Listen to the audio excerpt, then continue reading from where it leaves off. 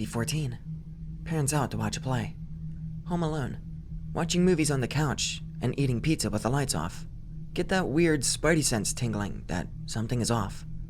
Look around and don't notice anything strange. Whatever. Notice movement in my peripheral by the floor. Don't see anything. Then notice movement by the wall. Still don't see anything. Few minutes pass. Suddenly, something is directly in my face. Too close for my eyes to focus. Move back. Spider the size of my hand. Panic. Turn on lights and get a broom. Smack it with a broom. Oh shit, it's still alive. It's running for cover. Keep smacking it. It hides. Fuck. Get bug spray and spray all around where it went. After a while, get the courage to look under the couch with the light. Nothing. Search around. Still nothing. Couldn't sleep for a week because I never found its body. Be me, 2 years ago, on my way back from party with friends. Let's call them Rachel, Phil, and John. We didn't drink over there. Sketchy place. Decide to buy a few beers and take a detour through a nearby forest. John carrying them in a backpack, looking for a good spot to chill. Suddenly, John goes, "Hold up, gotta pee." We kinda nod and stroll at a snail's pace. "Hey, I gotta pee." Phil goes, "I will wait, pussy." Guy comes back. "Thank you, friends." What the fuck? We go, "Our greatest pleasure," thinking he's going for a stupid joke. Phil doesn't say anything, though. Phil just stares at John, eyes squinting in distrust. John staring back with a weird grin. In a calm way, Phil starts talking. "Something's missing, isn't it?" John looks panicked, like, immediately. We're talking switching facial expression in the blink of an eye. "You forgot something, fucker." John starts to look at himself, fucking counting his fingers. Phil counts back and punches John with the force of 1,000 suns. John scrambles up and books it into the dark forest. "What the fuck, Phil? You fucking blind idiots? Who takes their backpacks off to go pee against a tree?" Shit. John comes back. "Yo, thanks for waiting up." Never tell him.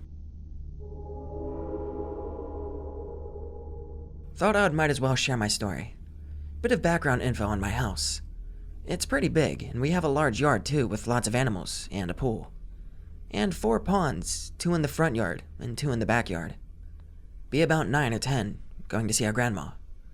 Can't leave animals home to starve to death, so we hire a lady to homesit. She has 2 kids, 3 and 4 years old, both of which can't swim yet. Lady calls up my mom one night and asks if our house is haunted, or if we've ever noticed anything strange. We have, sort of. I'll talk about it later. Mom tells her about our old lady ghost. Lady starts freaking out. Tells my mom that her daughter got out and managed to make her way into the pond. She woke up to hear lots of splashing, so she runs out and asks the kid how she got out. And the kid just goes, "The old lady helped me out." The kid's mom is confused and is like, "What the fuck? What old lady?" And the kid starts going on about how there's this old lady that lives in a house with us. Mom's like, "Shit, hi." We're Australian, and my mom's pretty butch, or manly. But yeah, this old lady ghost is like constantly walking around upstairs when everyone is downstairs and the dogs are all locked out. And we'll randomly hear like someone having a shower and humming. Nothing ever really super spooky, but yeah. Another story. Be me, 4. Sleeping in my dad's room because I'm young and I like the company. Wake up about 5:30 to 6:30. Walk down hallway to chuck a piss. See a girl-like figure, probably same height as OP, standing in front of me with her arms bowed. Nope the fuck out of there, screaming. Dad wakes up, asks me what happened. To this day, I'm not sure if I was just like half awake or being a kid with good imagination, or if it did happen. But it was fucking spooky, and I can only remember it vaguely, being so young. This one is an urban legend that me and my friends used to listen to when we were little. Old woman has fruit garden, lives by herself, Husband died a couple years back. Sons are in another city. Lives beside mountain range. He starts calling the police because, quote unquote, aliens come down from the mountain and start eating her fruit. Multiple times, every time the police arrives, nothing to be found. Fuck it, she's crazy. Ignore her. One night, screaming and noises from her backyard. Neighbors get weirded out. Go to her house, go around the house into her garden. There, they found the old lady standing, big stick in hand, literally trying to kill what is described as a quote-unquote weird combination between a praying mantis the size of a big cat and a rat. Nope, not JPEG. Everyone gets the fuck out. Old woman dragged by force. Police called. Then again, nothing to be found. But this time, there are multiple witnesses. Spend rest of the night in the front yard to see if they catch anything. Old lady doesn't stop saying, "I told you," and laughing. First, some layout info, so this makes more sense. Childhood home had my room on one corner of the first floor. Parents' room on next corner, while kitchen was on opposite corner. Outside my door to the right was a small bathroom, and to the left was an opening going into the entryway. Because of how open the design of the house was, I could see straight through the entryway, living room, and to the kitchen. I'm like 6 years old. Wake up in the middle of the night. It's dark, but I can still make out enough of the house, thanks to a lot of windows and outside light. Look out my doorway into the house. See something moving. Looks like a large pitch-black mass, moving from my parents' room to the kitchen. Kid mind freaked out, thinking it was something bad, but logically, it should have just been my parents getting a drink or something. 3 separate nights I can remember this happening. 4th night is different. Wake up and look out. Instead of walking through the back, the figure steps right in front of my door from my bathroom. Pitch black mass. Sort of a bell shape as if wearing a dress. Bright red spots where the face should be that seemed like eyes. It stares right back at me. Freak the fuck out and go under covers insisting I'm dreaming. Pull them back up. The thing is gone. Don't see it again. Years later, tell this story and what I remember of it to my mom. She says she doesn't remember me ever telling her about it. But I do remember one time you really got me spooked. Ask her to explain. She says she left me in her bedroom watching TV while she did chores. Heard me talking to myself. Came in to check on me. Apparently, I looked at her and asked, "Where'd the lady go?" She didn't know what I was talking about. "The lady with no face. She came out of your closet." I have no memory of this moment at all. I imagine most of this is just overactive child imagination, but I still keep an open mind about shit because of it. I told this to a handful of people right after it happened. None of them believed me, so I just never told the story again, but fuck it. I'm a little tipsy. 14 years old. Friend's birthday. He decides he wants to go to the beach. Like 10 of us kids there. My parents are the only ones who gonna make it. Swimming close to the shore. My friend calls to me and says we're about to eat. They brought a grill and made hot dogs and burgers. Sounds good, man. .png. I start swimming back when a mist suddenly rises. Can't see shit. Oh, fuck. Desperately swimming now. I should be back already, but it's like I'm getting nowhere. Oh, fuck, I'm gonna die. Suddenly, feel someone grab my hand and begin to tug. Freak out at first, thinking some sea creature is dragging me away forever. Suddenly smell something sweet and feel calm. I let myself get pulled for what feels like a long way. Mist suddenly dissipates. Feel the hand let go of mine. I can see the shore, and there are lots of people standing there. Swim back. Friends and adults are all freaked out, and my friend is crying. Apparently, I was missing for quote-unquote about an hour. Everyone was eating, so nobody noticed at first, until my best friend asked where I was. Still not sure what the fuck happened, or what the smell was. It smelled really pleasant, like when you walk into a coffee shop, but not the same sort of smell.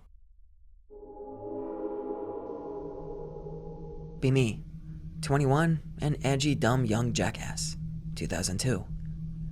Sitting out on the back porch of my house with girlfriend, sister, my equally edgy buddy Chuck, and his goth girlfriend Sarah. We're smoking, drinking, blasting obnoxiously loud music of the time, such as Saliva, Disturbed, Godsmack, and Nickelback. The house I lived in at the time was pretty far in the woods. House, however, if you trek far enough, is home to a closed-off private landing strip, so planes are very common. Sarah goes inside to use the bathroom. We're chilling when Paul... Who the fuck is Paul? You mean Chuck? What the fuck? But they keep calling him Paul throughout the story. What the fuck is happening? We're chilling when Chuck notices something up in the sky. "Anon, come check this out," says Chuck. I do check it out. Think it's a plane at first, but it takes me pretty quick to realize this is no plane. It gives off this blue-green glow, is entirely silent, and is stationary. Girlfriend, sister, Chuck, and I all stare at this fucking thing. First time I ever saw a UFO. It disappears after a few seconds. A few minutes go by. Sarah is still yet to come out. Sister volunteers to see if she's okay. A few moments later, my sister comes out saying she's not in the bathroom. We comb over the house. No Sarah. Go to see if her car is still in the driveway. It is. We all decide to comb over the rest of the property to find her. No sign of Sarah. No clue where she'd gone to. Try to see if the cell she had could be reached. Dial it. On the other end, there's this distorted crackling noise. It continues till we hang up. Try and call again. We hear it again, but there's also this faint echo of a scream. It sounds like it might be Sarah. Too gargled and distorted to truly tell, though. 3 to 4 hours go by. We continue to search the woods some more. By the time we've given up and are ready to call 911, there she is. It's Sarah. She's huddled up in the corner of the living room. We try to gauge her for where she was, but she won't answer. Girl is terrified, but won't talk. I was 22-year-old crybaby who had his girlfriend of the year cheat on me. I drink a handle of whiskey and call my dad in a drunken mess to pick me up. He's yelling at me as we drive to grow up. I tell him to pull over and let me out. He says no, and I threaten to jump out of a moving vehicle. He accelerates very fast and says, "I dare you." "Okay, Dad," and I jump out. Wake up in hospital and then get put in psych ward. Young black girl in psych ward with me claims she had died several times, and we are in a false dimension. She has cutting scars all over her wrist and neck. She is very pretty, but honestly, scares the shit out of everyone with her loud outbursts. Had a tone in her voice that would pierce your soul. I am interested and always try talking to her about the false dimension. She says that our current dimension is hell for sins committed on the true dimension. Says the true dimension has beings made of gelatin materials, and death is not possible. Only sent to different dimensions for committing crimes. Will never explain how she knows this, and I do not believe her, but I do not tell her this. She starts to trust me and gives me a palm reading. This is a big deal, because she freaks out about physical contact. She says I have a mind that can see what she sees. Ask if I want to see the true dimension. I get nervous by the look in her eyes, but I do not believe, so I say yes. She grabs my hand very tightly and puts her head down, mumbling. I feel a warm, tingling sensation take over my whole body. I feel like I'm going to black out, and I'm getting very dizzy. The walls start shaking and melting, and I say stop, but she just continues to mumble. I panic and start screaming, and the gorillas come running in and needle us both in the ass. I wake up restrained in a bed, and they extend my stay by another 2 weeks. I did not mention what she said she was showing me out of fear of sounding crazy and not being allowed to leave. Just say she grabbed me violently. Never see her again. I was on a music tour in a western Canadian city. 3 men were assaulting a woman in a park. I was in fight or flight, or perhaps even shark. I couldn't believe the screams of pain and anguish. It is something I wouldn't like to experience again, or anyone else ever in their life. Then, all of a sudden, I saw the ember of a cigarette bobbing towards them. A very tall and sort of lanky man came up from behind him. He put a cigarette out in the eye of the man who was doing the assaulting. He then stomped his head in so viciously as he screamed for mercy. He lured the other 2 into the street, which was covered in gravel due to it being springtime. And in Canada, they cover the streets in gravel to make the traffic safer during winter. The 2 others follow him and all of a sudden start screaming and covering their eyes. I noticed the gravel was flying up off of the street and filling up their eyeballs as this guy just fucking obliterates both of them. There is absolutely no chance. These punches look like they could fuck up a solid brick wall. As he walks away and leaves them dead in the street, the victim runs up to him as she's putting back on pieces of her clothes in violent tears and tries to thank him. He says, "Fuck off. Go to the hospital, please." And he just hops a fence in the park as people run out from their homes to help. I looked at their corpses and their eyes were all hollowed out. Fuck. I hated even typing that. Hey X, got a story from a northern Russia shitsville from mid-90s.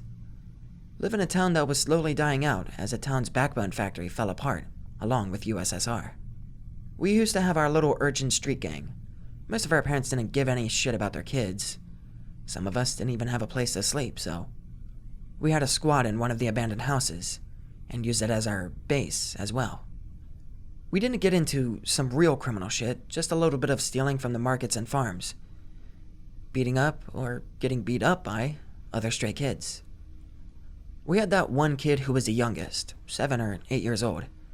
He just happened to live in the same apartment block as some of us. He lived next door to my flat. Name's Pasha. He wasn't really useful.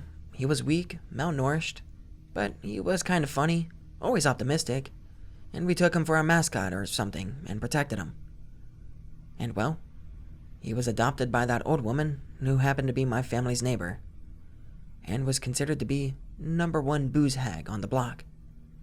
I mean, I unironically thought she was a mad witch. Always ragged, dirt on her face, mumbling some shit. No job, no relatives or friends, except for Pasha. She was abusing the kid. All of us knew it. He was usually bruised, but he didn't like to talk about that. Shit was fucked up with that family, but after all, it could be worse back then. We had a common wall between our flats. The kid was afraid of the dark. Mostly, he was afraid of his mother, I think. So we had a little ritual. He knocks on the wall 3 times. I knock back. All good. One day he just didn't come to our base. And he didn't appear in the next several days as well, but every night at around 10 p.m., he knocked on the wall, and I knocked back. I was kinda uncomfortable to go see him because of that fucking witch. And I guess my friends felt the same. We never really discussed it. They didn't have a stationary phone because poverty. One day, I got my shit together and rang at his door. No one opened, but I'm still pretty sure that someone was standing near the glass spy hole in the door. 'Cause it got darker at some point, so someone was watching me from inside. And the second thing was that smell. Well, I only recalled it later on. Reminded me of a meat department at the local market. There was always something rotten there, but I didn't give much fuck about that, as the smell was really faint, and it was no surprise that food could be rotting in a drunkard's flat. A week later, that stench, but much stronger, can be smelled in my flat. Dad gets the reason and calls the cops. By the end of the day, we see an improvised ambulance with some canvas roll attached to its roof, and cop cars near the porch. Well, that was Pasha's corpse under the canvas. That bitch stabbed him in the face several times. I mean, that was the rumor on the block. I don't really know if that's true. I didn't see the corpse myself. And she left him for dead, presumably leaving the town. she was never found as far as I know. The knocking on my wall kept on all of these days. I still don't really know if it was his crazy mother, or if it was him dying and trying to call for help. Be me, 15 years old. Best friend lives in same suburb as me. Quickest way to his house is through this giant channel/drain. Normally avoided at night because there's zero light down there and it's creepy as fuck. Hanging at best mate's house one night. Decide to leave at about 1:30 a.m. because I have to help my dad with some renovation work the next day. Really don't want to take the long way. Fuck it, I'll take the drain. Use phone light for guidance. The only sound is my footsteps, and I can only see the small cone of light produced by my phone. About halfway through the drain, can make out some muffled sounds coming from the darkness. As I keep walking through, the sound becomes clearer. Initially, it sorta sounds like a child sobbing. Get closer, and realize it is clearly an adult putting on a child's voice. Chills up the spine, heartbeat racing. By now, I can tell that the sound is directly to my right. Aim phone light up for a second. Only saw him for a second, but the image is still burned into my brain. Grown man squatting by a bush at the top of the embankment.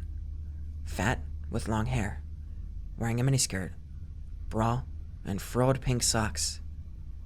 Nothing else. Face is smeared with makeup. He's sobbing profusely. In the second I put the light on him, we make eye contact. As I pull the light away and turn to bail, I see him get up and start running down towards the path. The sobbing ceases immediately. Sprint the fastest I've ever ran my entire life. Get to the end of the drain. Don't see anything in the darkness. Run home. I've never walked through the drain again at night. Pig related is the end of the drain. I have been doing breathing exercises for weeks. Meditation and thoughtfulness as well, obviously. I'm building up my psychic powers and focusing my chakras. When that one anon who spams the flat earth memes and humor threads start posting here, I plan to track him down through the astral plane and kill him with my mind.